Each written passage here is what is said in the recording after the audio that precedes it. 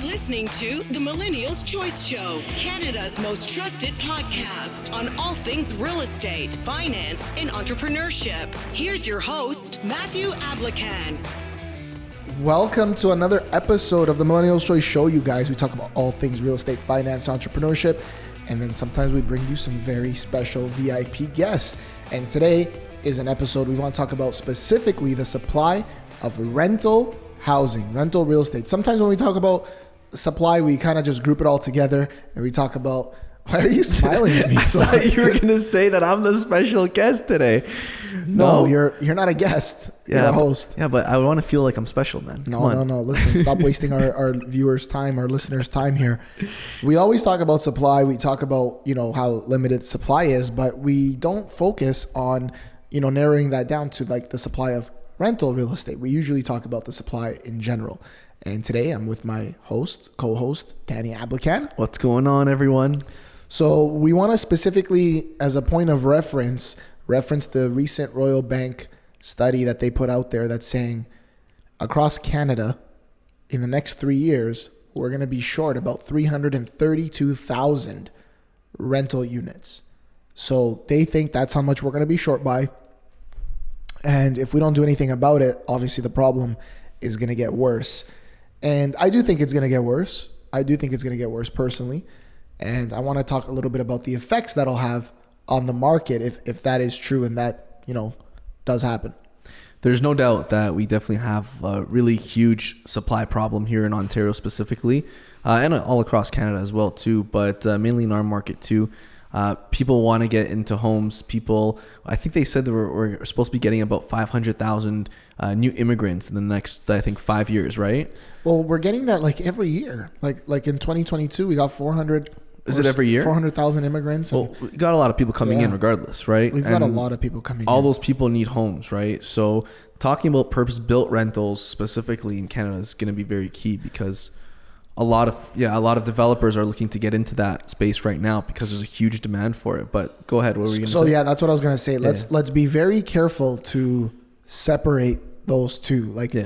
Purpose-built rentals fall under certain types will fall under affordable housing.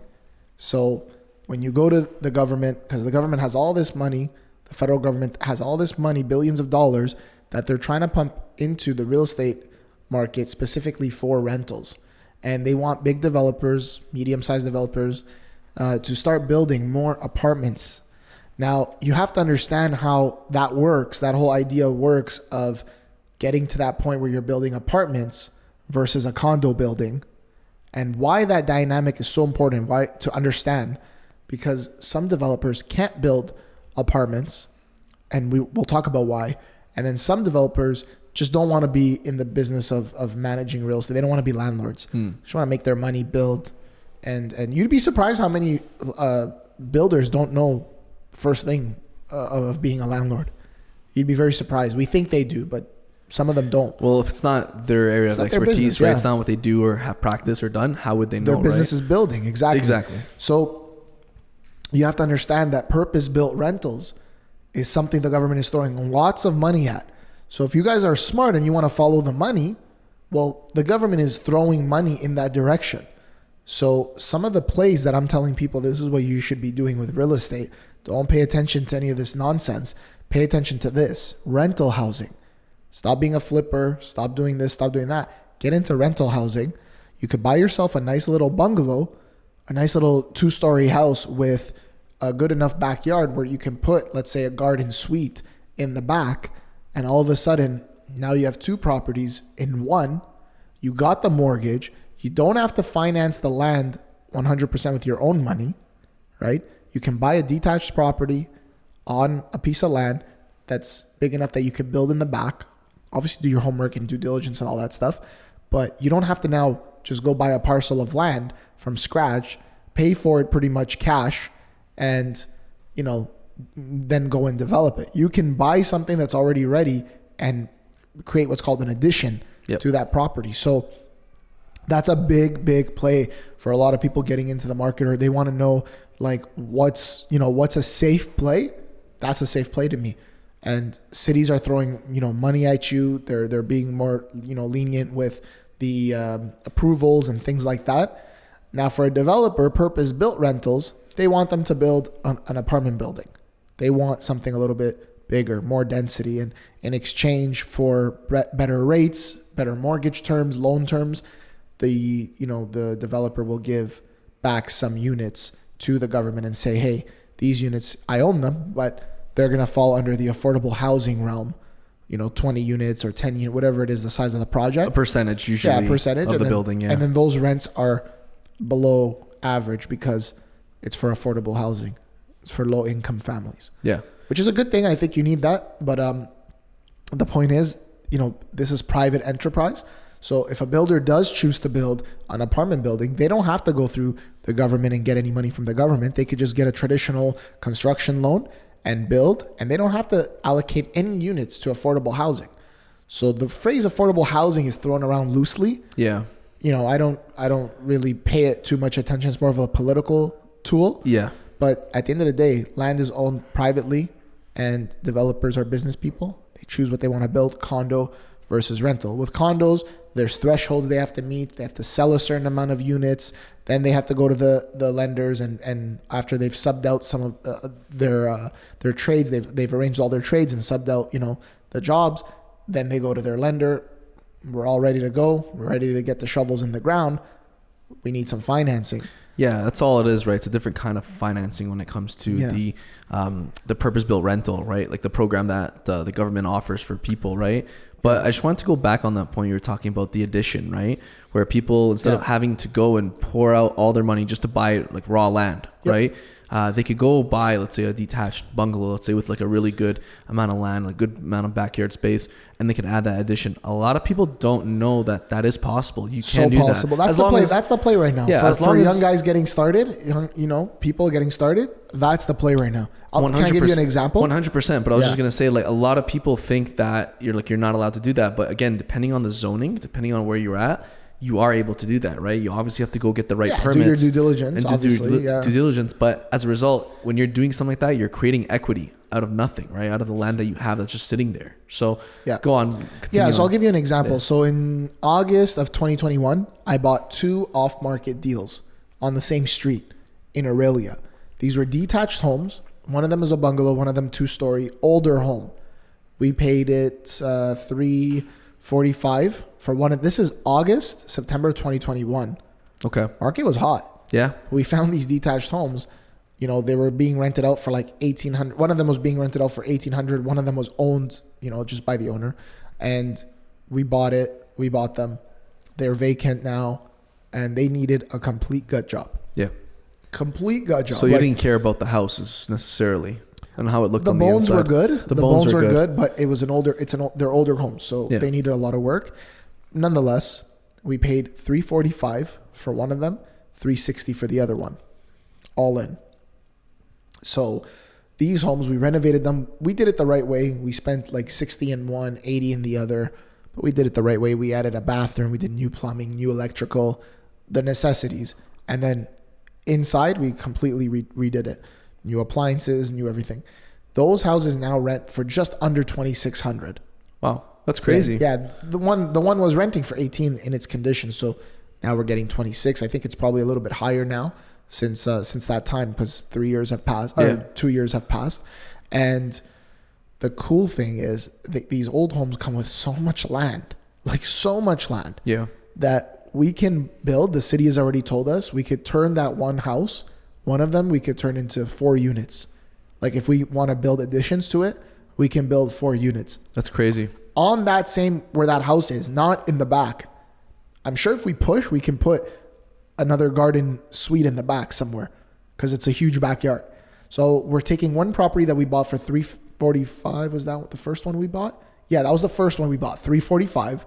We could potentially turn it into one property to 4 units, plus put a garden suite in the back. And the garden house, you can make it 3 bedrooms, 2 bedrooms. You can whatever you're creative. Able to. Yeah. Yeah. Obviously, it's going to cost more based on your square footage and stuff. For sure. But we could potentially take that from a $345,000 investment, turn it into a 4-plex. Forget about the garden suite in the back. Turn it into a 4-plex. In that area, the 4-plexes.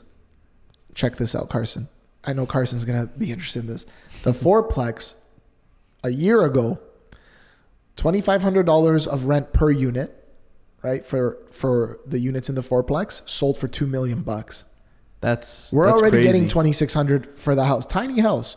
We're already getting $2,600 for that. If we're smart about how we build the other 3 units, if we're very smart about that, I don't care what it's going to be worth. And that's an older fourplex that sold for $2 million. We're building something brand new. Cause you got the long like term mentality, right? The long. Yeah. So what I was going to say, like we cash flow on that property today.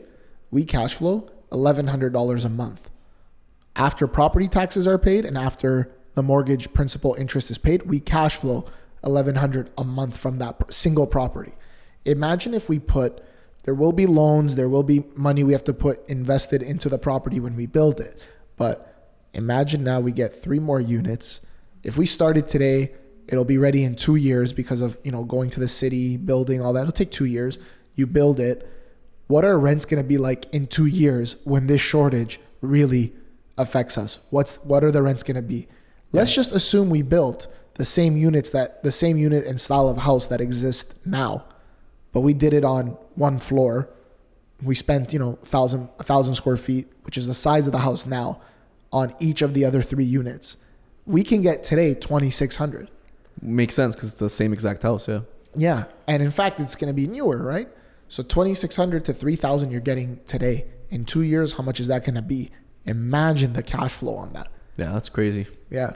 That's the direction I'm going in personally now. There's so much opportunity out there, especially when it comes to like the land. Yeah. And making good use of it. Absolutely. It's crazy. But then you look at some other properties, let's say in Toronto, let's say in Etobicoke, South Etobicoke, Islington, Queensway area.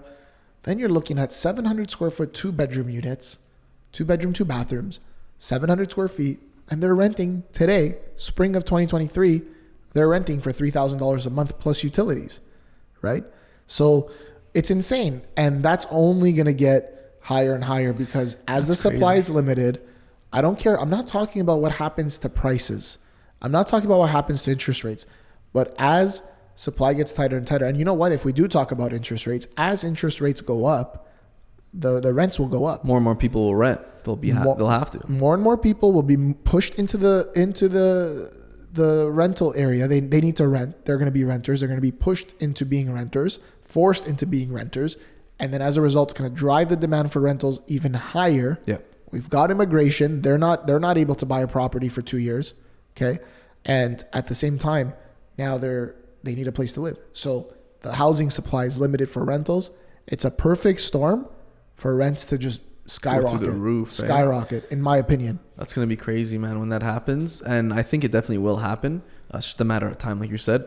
When there's low supply and there's going to be an influx of demand, you're just going to create a huge problem when it comes to affordability. I think a lot of people are going to have a tough time to even rent at that point. And when we actually put the sign out in front of these 2 properties, they were ready around the same time to rent them out. We got so many calls before the properties hit the MLS. It was coming soon. We got so many calls that we ended up leasing it to 2 different families just off the calls off our sign before it ever hit the MLS. Yeah. And so that was in early 2022 when the houses were ready. Okay. Early 2022, we rented out without going on the MLS. We had like 30 different people that called us. That just speaks to the demand, man. There's people looking. People are looking for sure. And I still get calls about them now. I apparently one of my tenants called me and was like, "Hey, did you tell someone that we're moving out soon?" I go, "No." They're like, I said, "Why?" They're like, "Some lady just pulled up to the house and knocked and said, 'Yeah, I spoke with Matthew and you guys are moving out and he's gonna give us the house.'" I go, "I have no idea. I have no idea who that what is. they're talking about. Don't worry about it. I don't know. Maybe she was just trying to like deter them, like or encourage them to like leave. To leave, yeah. And I was like, ignore them. Do not let her inside the house. I don't know her. If they show up to your house, call the police. I said, I don't know them. I don't talk to them. So that's how much demand there is. That's crazy, man. Great tenants, great people. You have to just do the right homework and due diligence, but that is a reality of the market nowadays. Yeah. Also, if you come across a piece of land that's like a small enough land, like a 50 by 105, let's say, where you can't put a garden suite in the back, it's a little bit tight, but you can put a triplex, perhaps a fourplex on that piece of land. run your numbers, man. Run your numbers. That might be a deal that's worthwhile. Might make sense, yeah. It might make sense. These are the plays that I'm looking at now that I've created my wealth through. A lot of it was pre-construction real estate. That's what people don't get. A lot of people come to me and go, yeah, but Matt, we want to buy resale. Like, what about resale? Pre-construction, we don't get the rental income and we have to wait. I go, yeah, you don't get the rental income today, but you've locked in something at today's price. You could be a little bit a speculator and say it's going to go up in the next 2 years. I don't speculate. My plan with pre-construction is not to flip. If your plan is to flip, if you buy resale, it's risky. A lot of flippers are losing their shirts now. For sure. Or if you buy pre-construction, it's risky. But in my opinion, it's less riskier when you buy pre-construction if you're a flipper, because it's going to be ready 2 years, 3 years. You have so much time. You have more time. Dude, you have like 5 years sometimes. Whereas flipping, you got to make sure in the next 90 days to 120 days, 150 days, everything goes well. Yeah. But I don't speculate with my pre-construction. I keep everything. But it was an easy way for me to get into the market with having no money, with having very little money. Yeah. And it was an easy way for me to get in the market while I'm working, while I'm paying off my line of credit, while I'm paying off my debts. It was an easy way for me to get in the market. And then a few years later, I had pre-construction real estate. I was able to refinance a bunch of them. And then I started buying stuff that was resale. I think my first resale deal was actually this office when it was a shell before we built it. I think that was my first resale deal, because I said we need a good office, and we're happy with that. But then afterwards I said, let's be more aggressive on the resale. Talk about pre-construction getting people in the market easily. Like, look at us. Perfect example is me and Maddie. We didn't have any money saved. When was it? It was 2020. So I was working, but no money saved enough to put a huge down payment. But 2020, 2021, 2020, yeah. But just before COVID, just before COVID happened, able to use a line of credit, borrow the money, put it towards a deposit of developer. We had a flexible plan, and we were able to get in that way. And ever since then, just been able to invest through pre-construction. It's very flexible. And then would you say that money that you put into it, would you say that money you've paid back if it was a line of credit or something? Oh yeah, we already paid. Even if you used it for other stuff, but you've paid it back over and over. Yeah, for sure. Over and over. And we've helped clients where we've helped them get in that way where it made sense for them, right? And we helped them refinance once the condo was built, refinance and pay off the line of credit. Now the difference is the line of credit balance is zero, but now they actually have a condo they're living in, which gives them a lot of options, right, for the future. If they want to sell, if they want to rent it out. So it definitely gives you that flexibility. So yeah, it's not easy, but it's definitely easier than saying, I'm going to save money. I'm going to save like 160 grand. And then I'm going to go buy. Saving, what people have to understand about saving money, number one, you won't save faster than inflation. Number two, let's say you're qualified for $400,000, a mortgage of $400,000. And you say, well, I want to qualify for something for $500,000, so I'm going to save more money. In order to get from $400,000 to $500,000, you need that extra $100K. You got to save $100K, because that's going to be part of your down payment you're going to put into the deal. Exactly. Unless your income changes for the better, unless your income goes up, you're never going to save enough to now qualify for $500, because your down payment doesn't impact that. It doesn't impact how much you can get. No. Your income does. So if your income doesn't change and you're saying, okay, but I'm only qualified for $400K, I can't find anything for $400K, I want to buy something for $500K, so I'm just going to save up more money. You do know that you got to save up $100 grand. And when are you going to save that? And that's $100 grand today. But obviously things get more expensive. How much is that same house going to be worth a year from now? Maybe you're going to have to save another 150 grand, right? 50 grand on top of the other 100. Yep. And that's, one of the possibilities. But again, if your income is 50 grand, let's say 75 grand, even if it's 100 grand, you're not keeping 100 grand when you're making 100 grand. You're paying taxes, you're paying for expenses, whatever it is, food these days is expensive. So your car lease, loan, whatever it is, you'll never be able to save it. No, you won't be able to save it. And we've seen that with people always who say we're going to save. And then we've seen it on the other hand. We don't need to look at ourselves, but we've seen it with our clients where they've pushed themselves. They've gotten themselves into a little bit of good debt with a plan of paying it off down the road. Yep. And they've now come out ahead, and they have 3 properties, 4 properties. They're able to do a lot more things, and they have more flexibility and more options now. 100%. Whereas I know people that are my age, 31, and they're still, I'm just gonna save more money. I'm gonna save more money. Their 50,000 that they saved, that they had is only now 60, 70,000. It could have made though. But it could have made hundreds you of thousands. a lot and gotten. How many people did we help early on, especially in 2015, where I was selling condos on the Queensway? That those people ended up either selling the condo, bought their dream house, or sold that or refinanced that condo, kept it, bought their dream house. We did that for so many people. And you know what? Like, those people, give yourselves a pat on the back because you listened to the guy that had the opportunity. I know you were telling me a lot of people, because this was before I got into the game, a lot of people were saying to you, what, like, this is fake, or this has to be a scam? One of my best friends like who didn't buy anything, but his brothers did. And his brothers are younger than him and have more properties than him. But one of my best friends was like, just tell me where the scam is. And I'm like, what do you mean by scam? Like, I had no idea what he was talking about. Like, because it actually was it. So you're like, confused. I was like, what do you mean? Like, right. He was dead serious. Yeah. And he's like, well, like, this is too good to be true. Like, these condos are starting from 170,000, 169 in the Queensway by a $1 billion builder who's been in the business for over 65 years. Okay. And the deposit that I negotiate with the builder for first-time home buyers for my clients, $1,000 a month for 3 years until the condos are built. And then it goes into occupancy, and then they have to top that up to 20%. So $1,000 a month for 3 years is 36,000. It's 12,000 a year. That's crazy, man. $12,000 a year. So anyone could have got in. Literally. Anybody. If you worked at McDonald's, you could have made that money. And this was 8 years ago. So 2023 to 2015. Yeah. 8 years ago. And the thing is, they ended up, he asked me that, and he's like, all right, I'm not going to buy anything. But like, he let his brothers buy. It was the weirdest thing, because if you thought it was a scam, why would you let your brothers buy it? Like, I don't know. He's my best friend. We never talked about this, but I'm just wondering now, like, why would you let your brothers buy it if it was a scam? You never know. Maybe he said, don't buy it. And they're like, no, screw it. We're going to buy it. Dude, his brothers were 16 years old. Yeah. I think if they were listening to him, for sure. So I guess they just did. I think he wanted to see, is it going to work out? How it played out. And let my brothers take the fall if it doesn't. But anyway, it was actually his cousin and his brothers. They bought one together. They split it. That's because they're 16. The cousin was older. Nonetheless, closed the deal.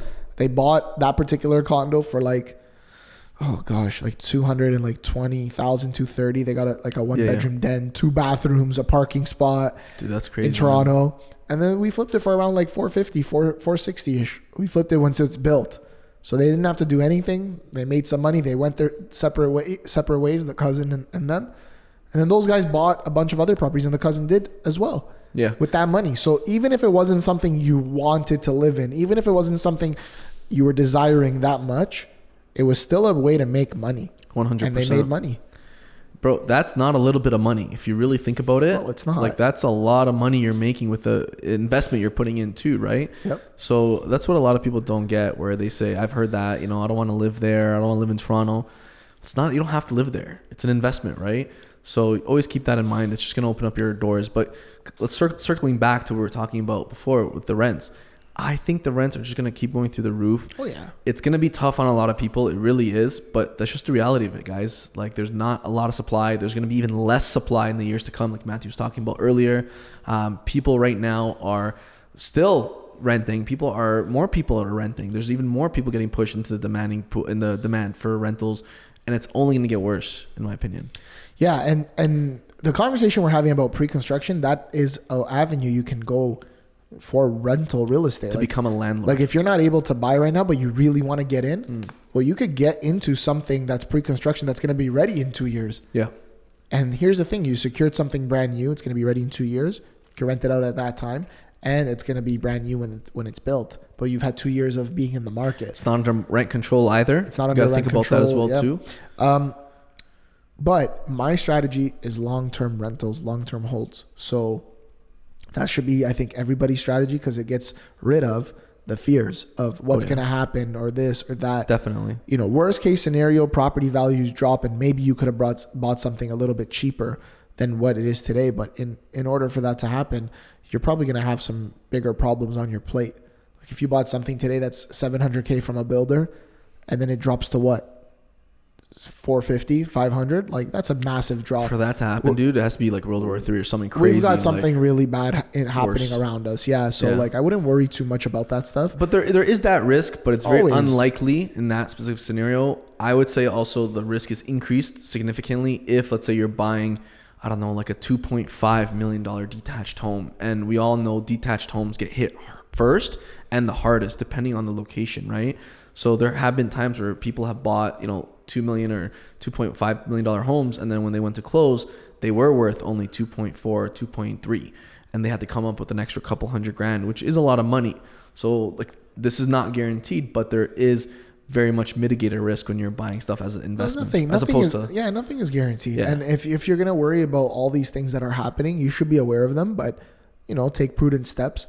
But if you're gonna be worried about it, then you're going to let that affect all areas of your life. But the job you take, everything. But I have to say, I just remember something too. I have to point out, because you need to be informed on this stuff when you're buying the investment. Don't buy pre-construction real estate with an agent that has never bought pre-construction real estate. Yeah, that doesn't make sense. Just because they're not going to be able to advise you the right way. It actually doesn't make sense. I had one chick actually just bashing us on our Instagram actually. When recently? Yeah, but I didn't delete the comments because I don't want to delete comments anymore. Yeah. Unless, of course, they're very like vulgar and bad. But she was bashing us. Why? What was she saying? I'm curious. I can't remember. It was like a few weeks ago. Yeah. So I was just replying to what she's saying. Yeah. And she kept going. I said, "You're just not understanding what it." I literally said, "You're not understanding what I'm saying in the video." What was the context? I can't remember. I can't remember because we get a lot. We get a lot of haters, but they hate us because they ain't us though. I should have to put that out there. Of course, but at the same time, like, why would you hate someone who's like on someone who's trying to help people? We're commission based. We don't get a paycheck. Yeah. Even all this YouTube stuff, like we're just educating people. We're not getting paid for it, right? Yeah. Anyway, but the point is, a lot of people just they don't want to be helping other people. Like they're not the right person to help others. And sorry, Sarah's like choking over there. I just want to make sure she's okay, Sarah? She has my baby in her, so I just want to make sure she's fine. But yeah, it's a lot of people. Oh, so she was hating on my stuff. And then you know what she said? What? She goes, "Oh, my mentor told me that this is stuff that I shouldn't be saying to like what you're saying." Oh, I remember exactly what it was about now. Can't wait to hear this. It was about the rates and how I was saying fixed rates came down and variable rates have been going up. Okay. And I don't get what did she not like. And I think the clip was about, it's funny. Remember the clip that I did where I said so many realtors messaged me saying, "No way, fixed rates went down." I remember that. Yeah, so I was a bit out there with it, obnoxious and annoying with it because it got a reaction, right? Like that's why I did that. Yeah. But she commented, and what she was saying wasn't wrong in the sense of, oh, this maybe shouldn't be the way you go about it in terms of how you talk about why realtors don't know and stuff. But I don't really care because it's my personality. It's the truth. Yeah. But at the same time, she was like, my mentor told me this isn't how you present the information, or this isn't how you should present all the info to your audience, to your customers and your clients. And I was like, I don't know what you're talking about. You need to present the facts and the options that and just be fixed real rates with are people. lower, variable rate is higher. And you know what the thing is? That these mortgage brokers, they get compensated sometimes higher if you do a variable rate mortgage from lenders. Yeah, the longer the term. And the variable rate. No, sometimes lenders will promote, they'll say. If they're pushing something specifically. If you put your clients in this variable rate, you're going to get extra compensation. And so she didn't like that. I was exposing that on that same clip. And she's like, my mentor. My mentor told me, my mentor forwarded me this clip. That's so funny. She said, my mentor forwarded, and then she deleted all her comments afterwards. But the reason why that's funny though, I have to put this out there too. It's the truth. It's the truth. A lot of realtors and even mortgage brokers, they don't disclose a lot of stuff, and they feel like they don't have to, but I'm always real with people. I tell people all the time when I give them the options on the mortgage side, guys, here's your options. We work with the big banks. We work with other really good lenders too. They offer these programs and stuff. and they say, oh, well, this other mortgage broker is offering us this with this lender. This rate seems higher though. Can you explain why? I tell them, I said, well, yeah, they get paid more to push those rates. That's why they're giving you a higher rate. The 2008 financial crisis, part of it was a result of all the scammers out there, the mortgage brokers and the realtors that were getting mortgages for strippers, and more strippers had 3 houses. Yeah. And meanwhile, you have everyday working people that don't even own 1 house. Yeah. And, you know, people were just watch the movie The Big Short. Yeah. It's all there. And they were getting houses and mortgages for people who shouldn't have been buying. It was the biggest fraud that happened. And remember the guy in the movie, in The Big Short, he's boasting about, I just made $600K, and most of them, our clients that we make money off are immigrants. They don't even read the stuff we put in front of them. Yeah. That's the reality of our stuff. Yeah. That's the reality of the business. But that's sad, man. Because like, of course it's sad. Like when I go, like imagine our parents getting scammed. They got scammed on stuff. Our parents got scammed, but it's one of those things. Like you're going into an expert, man, and you're expecting them to just be real with you and tell you like the truth. You're just expecting them to do a great and honest job. like it's not so hard. It's not anything that it's like a doctor saying, yeah, do this, do that, and sign this or whatever, and yeah, you know, we'll just give you this shot and whatever, and you don't know like what's in it. It's like, yeah, wait, like you're gonna ask questions. Like you're gonna ask questions. You killed me. I knew there had to be some sort of COVID joke in there, any vaccine joke. But yeah, no. The point is, like, guys, there's a lot of stuff happening right now. There's a supply shortage. Those are the facts. Rental housing is going to be a big play in the future. And you don't want to be 3 years down the road thinking, how do I get my hands on a piece of real estate? Because by then, it's already too late. And too late, you want to be positioning yourself now as a landlord. So things to think about. Talk to guys that are like really in it, full-time people like us. Not people that are doing it part-time just because they're family members or friends. Honestly, guys, I can't stand it when I hear that, because it's like you shouldn't be using somebody out of just pure loyalty. You should actually see if those people are actually good at what they're doing, and, you know, make your decision off of that, not off of just the relationship, just because it's your money, right? It's your investment. Why would you risk that, right? I have lots of clients who work with us that you've worked with as well. Yeah. That say, you know, my cousin's a realtor, but I just wouldn't trust them with this. Which I respect so much, though. And I say to them, I go, I respect it, because a lot of our family chooses not to work with us because they want to separate the personal and business stuff, which I understand. Which is understandable, but I tell them, I go, if you're going to do that, no offense, like, don't call me for advice. Yeah, flat out. And guess what they do? They call me for advice, and I give them the advice because I'm nice guy. That's how we are, man. Nice guy, Matt and Dad. But good guys, man. Dad. I just don't want to be, you know, I'm running a business. I don't want my time wasted. And a lot of people, they want to, you know, work with their family or whoever and I respect that too, but this isn't a transaction where you need to do that. You need to work with the best person, for what you're trying to do. And rental real estate, there are so many people who go about it the wrong way. They get scarred for life, and then they don't want to buy real estate anymore. Yeah. They get scarred for life.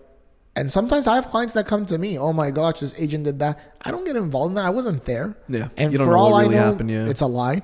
But I tell the person, like, why are you selling this? Keep it long term. The commission guys that make money only on commissions are the ones saying, don't sell it. Hold it. That's been one of the keys to our success over the long run, because we're so authentic, based on referrals and stuff, that I tell people, don't sell. And I'm telling you guys listening to it, if you made it this far to this episode, rental real estate is going to be the way to go. All things remaining equal, if supply continues this way, the world isn't going nuclear and there's no major issues, I just don't see how over the long term you buy something and you keep it 15, 20 years, keep it, don't think about it. It's your retirement one day. Yeah. I just don't see how you could go wrong. No, yeah. I don't throw the word guarantee around, but for me personally, I think it's a guarantee that you will have something for yourself set up. Honestly, I'm not going to base my life on, you know, in the future, base it off OAS and CPP and stuff like that. Guys, it won't be around. Guys, that won't be around, and it's nothing right now. I know clients that are getting that. It doesn't do anything for you. It literally, you can't even survive off of that, you know, based off today's market in terms of cost of goods and stuff. How are you going to like live? You can't. No. People are getting $1,000 a month. Do not leave it in the government's hands. You will not live, literally. Yeah. It's 99% sure. You know, 90% of millionaires have become millionaires through real estate. Find a strategy and approach. I'm a conservative guy. I don't like taking too much risks. Maybe you might look at my life and say, no, he did take a lot of risks. Maybe to you, but I had opportunities to take even bigger risks that I didn't. And I'm glad because I'm happy where I'm at. But I'm going to keep growing and keep doing things. But take a little bit of risk. Take some conservative approaches to a game like real estate. Yeah. And play the long game. But everybody wants now. Money right now. But it's not going to happen, man. No. Yeah. No. That's gambling. That's how I see it. You're gambling pretty much, hoping that the market's going to go up by 3-4% within the next few months to flip. It's like, absolutely. How do you know? Absolutely. Yeah. This was great, man. Yeah, guys, think about it. There's a lot of ways you can go about it, but there is a huge supply issue in rental housing. Government's throwing billions of dollars at it. What does that tell you? It's a major issue, and that's going to continue to be an issue over the next few years. So take advantage of that. Take some action. Let's do it. Take some action. All right, guys. Well, if you enjoyed this episode, like, share, subscribe. If you're watching it, leave us a comment. Share it with your family and friends. And until next time, we're out. We are out.